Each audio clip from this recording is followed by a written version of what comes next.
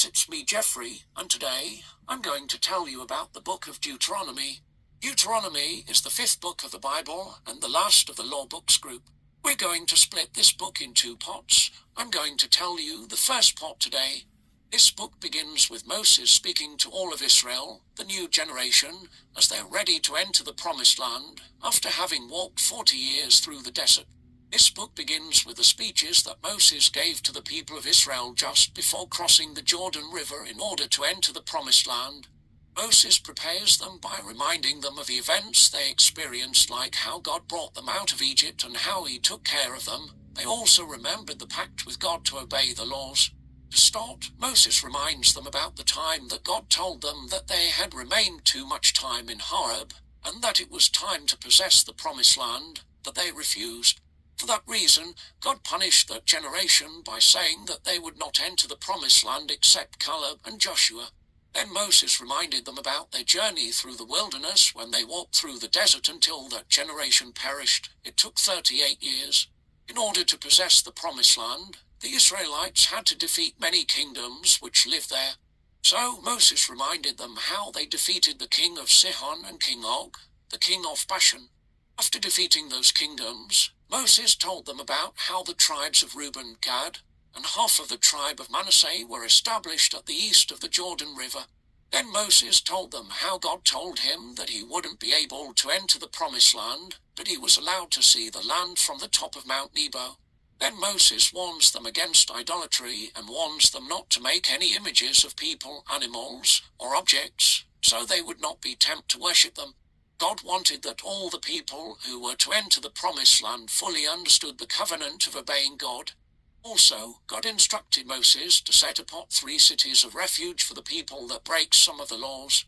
For example, if someone kills another person unintentionally, that person could live there for the rest of his life without being punished. Moses then reviewed the law to the people, starting with the 10 Commandments. He also gave them the great commandment, "The Lord our God, the Lord is one. Love the Lord your God with all your heart and with all your soul and with all your strength." He then reminded the new generation about the sin that their parents and grandparents committed when they worshipped the golden calf so that the new generation would not repeat that same mistake.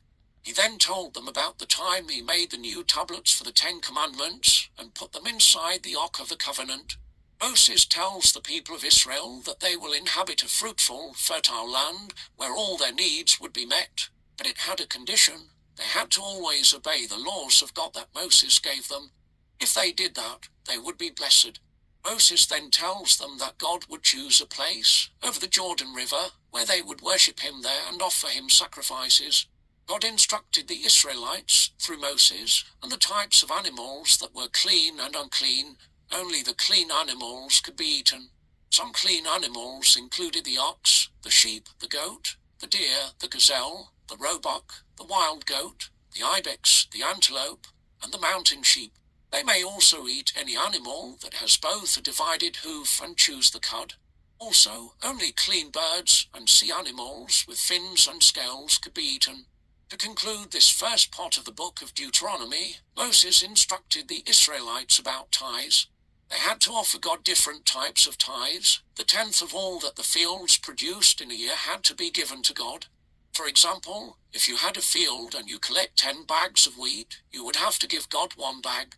We can see how God repeated and reminded the Israelites of all these instructions to make sure that the new generation that would enter the promised land would walk in obedience to God always and that they would not commit the same mistakes that their parents made.